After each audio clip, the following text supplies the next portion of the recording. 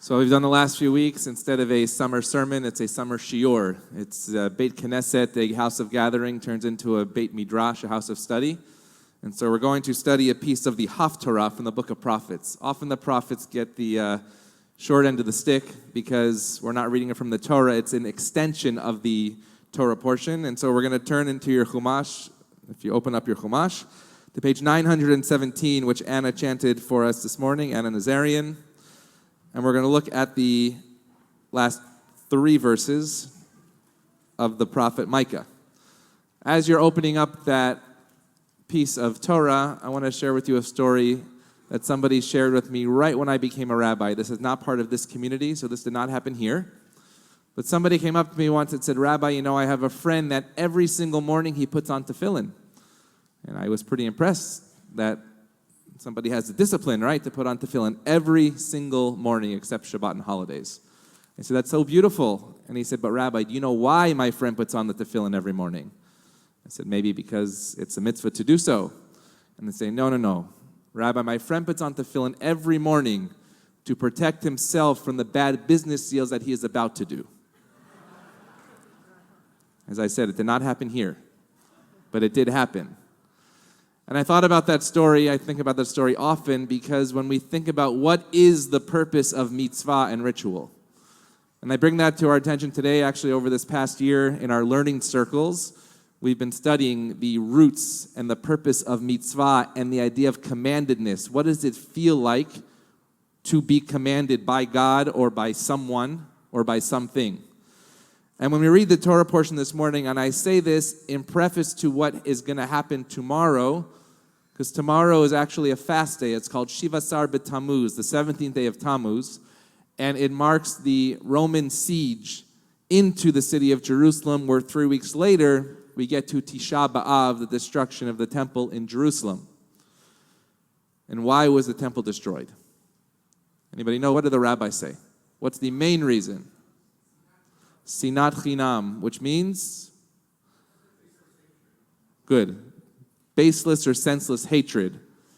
The real translation of Chinam actually means free or sale. When you look in an Israeli market and it says Chinam, it means there's a sale. But Sinat Chinam is basically free hatred, baseless hatred. And if you turn to page 917, literally the day before we begin to mark the Roman siege of Jerusalem, the prophet Micah tells us this. I'm going to start from the last verse, in verse 8. It says, Higid lacha adam matov. He has told you, O human being, what is good. Uma Adonai doresh mimcha. What does God require of us? 3 things. Ki imasot mishpat, v'ahavat chesed, v'hatznei alechem im Elohecha. The 3 things God requires of us are to do justice, to love goodness, and in English it says to walk modestly in God's ways. But in a moment I'm going to share with you 2 different translations that give a bit of a different meaning to that. So how is it, the rabbis say, that how many mitzvot are there in the Torah? 613. That Micah, the prophet, has the nerve to say, maybe there's not 613, maybe there's not even just 10, but you can do it all in 3 steps. Why would the prophet say that? This is the participation part. Yes. Why would the prophet say, you can do everything we need to do in these 3 steps? Justice, goodness, and love. Yes, Shem. What is that, Amanda? Keep it simple. Interesting. So if perhaps you do those 3, then they'll encompass all the others. One more, Richard? People have a short attention span.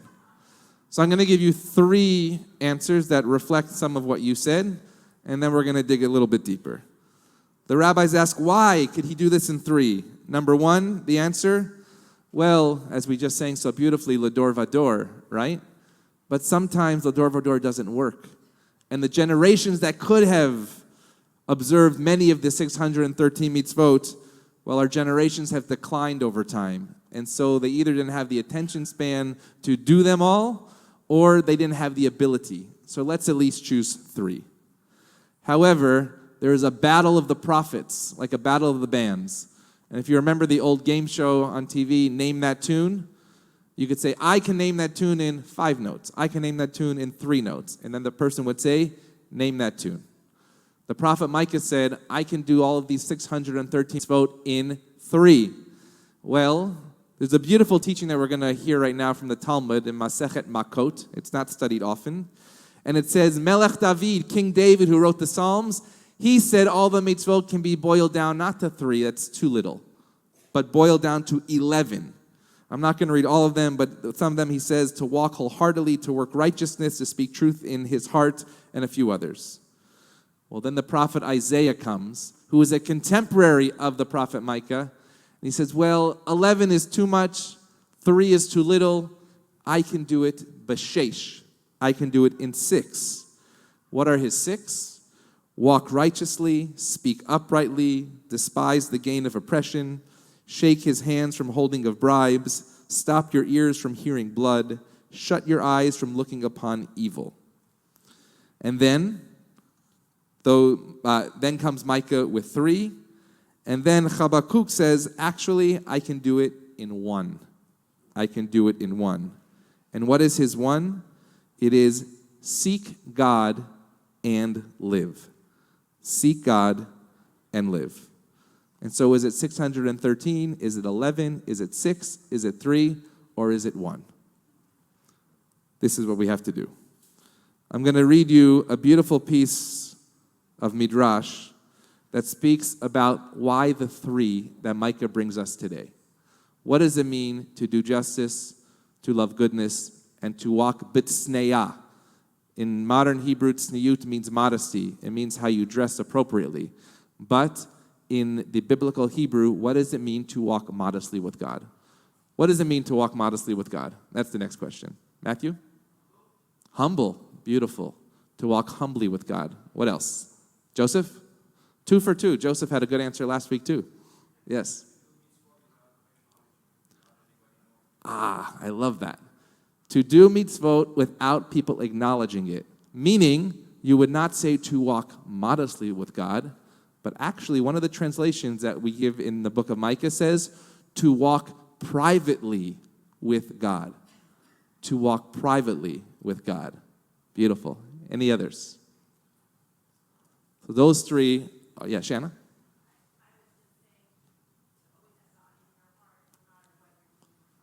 Okay, to always have God in your heart no matter what your body is doing. Beautiful. I want to give an example of the b'tzneya, to walk modestly with God, and specifically in what a synagogue and what a community is all about. There's a beautiful teaching by Rabbi Yochanan ben Zakkai, and he says this. Actually, sorry, first with King Solomon. When King Solomon realized how you could do the performance of kindness, King Solomon built 2 special gates leading to the Beit HaMikdash. Raise your hand if you've been to Israel. Raise your hand if you've been to the Kotel, the Western Wall. Right? Think about standing in that Western Wall plaza leading up to the Holy of Holies, which is today the Dome of the Rock. And it says there were 2 gates.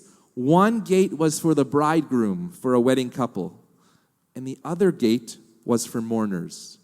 And on Shabbat, crowds of Jews used to stand between these gates. And when the people saw a man enter the gate of the groom, they said these words. They wished him, may God who dwells in his house grant you children. And when somebody entered the gate of mourners, all those present consoled him. May God who dwells in this house comfort you. This way, all of the children of Israel were involved in the performance of God's kindness. Even in this week, when I think about this space and I look around literally at this moment, I know that there are people sitting here that are just in their first hours of Shiva, of losing a loved one.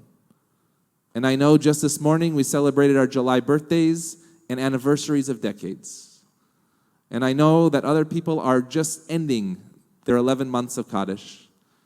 And others are saying Yortzeit, the Kaddish for a loved one that passed years ago. And yet, we all walked through those gates. And some of us were greeted by may your happiness continue. And others were greeted by may this house comfort you.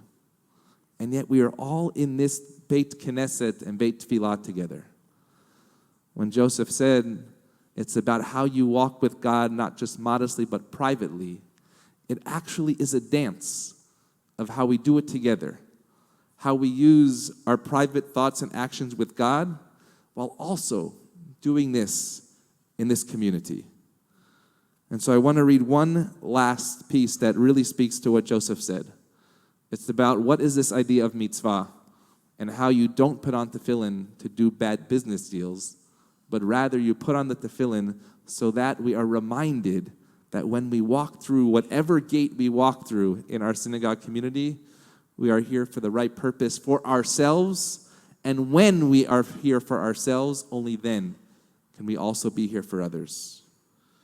Rabbi Yochanan ben Zakkai wished his students, he said, may you, dear of heaven, be equal, may your fear of heaven be equal to your fear of human beings. It seems like we should have more fear of God than fear of each other, right?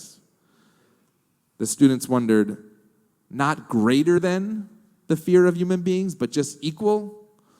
Rabbi Yochanan says, if only you would achieve that level, their teacher responded.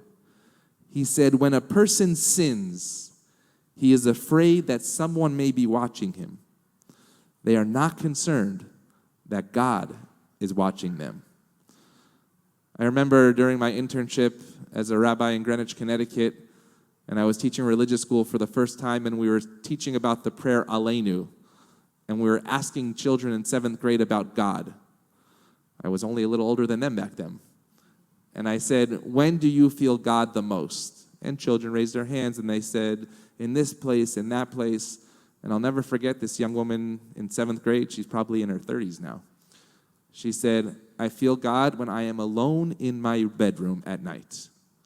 When I am alone in my bedroom at night. And all these years that I have read this portion of Micha, specifically right before the 17th day of Tammuz, when we say that it was because of the senseless hatred that our temple was eventually destroyed, I think of that answer. I think of, yes, it is walking modestly with God, but perhaps it is actually walking privately with God. For when we do that, when we leave this room, we know that that godliness, that holiness is with us wherever we go. That when we come back next week or tomorrow and we walk through the gates of the synagogue, whether we are mourners or whether we enjoy, we know that this will be a place of justice, this will be a place of goodness, and this will be a place, lalechet sneya im Adonai Elohecha, walking modestly, walking privately, and walking with the wisdom of God above. Shabbat Shalom.